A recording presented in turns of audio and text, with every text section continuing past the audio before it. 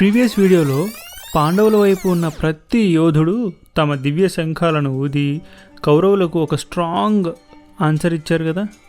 ఇప్పుడు ఆ శంఖానాదం ధ్వని కౌరవుల సైన్యంపై ఎలాంటి ప్రభావం చూపిందో వినండి. అది కేవలం శబ్దమా లేక మరేదైనా జరిగిందా? వెల్కమ్ టు హిందూ సనాతన ధర్మం. ఇక్కడ మన సనాతన ధర్మం యొక్క గొప్ప కథలు, ఆధ్యాత్మిక జ్ఞానం గురించి మీతో పంచుకుంటాం. ఇంకా మా ఛానల్ని సబ్స్క్రైబ్ చేయని వాళ్ళు ఉంటే ఇప్పుడే సబ్స్క్రైబ్ చేసుకోండి and hit that bell icon so you never miss an update. ఇంకా లేట్ చేయకుండా స్టార్ట్ చేద్దామా?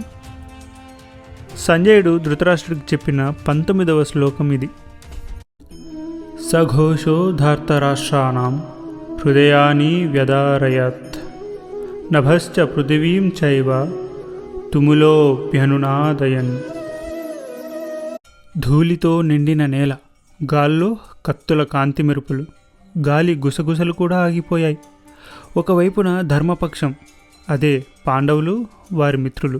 మరోవైపున అధర్మపు గర్వపక్షం, అదే కౌరవులు.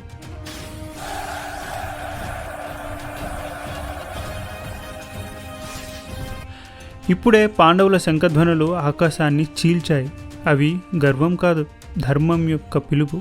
అవి సత్యం యొక్క గర్జన.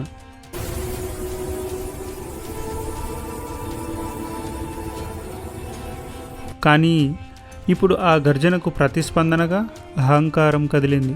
దుర్యోధనుని సైన్యంలో ఒక్కసారిగా మెలకు వచ్చింది. అతని నేతృత్వంలో ఉన్న సైనికులు తమ తమ శంఖాలను పట్టుకున్నారు.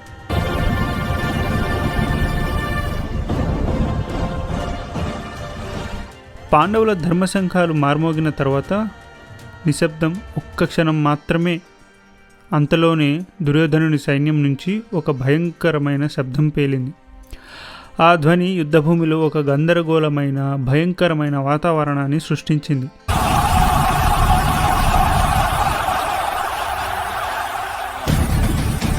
కౌరవులు తమ గొప్పతనాన్ని, సంఖ్యను చూసుకొని మొదట గర్వపడ్డారు. కానీ పాండవుల దివ్యశంఖాల ధ్వని వారి మనసుల్లో దాగి ఉన్న అధర్మ భయాన్ని, ఓటమి భయాన్ని ఒకేసారి బయటపెట్టింది. వారికి స్పష్టంగా అర్థమైంది, ఇది కేవలం యుద్ధం కాదు, ఇది ధర్మానికి అధర్మానికి మధ్య జరుగుతున్న యుద్ధం. వారి అపరాధ భావన, భయం ఆ శబ్దంలో బయటపడ్డాయి.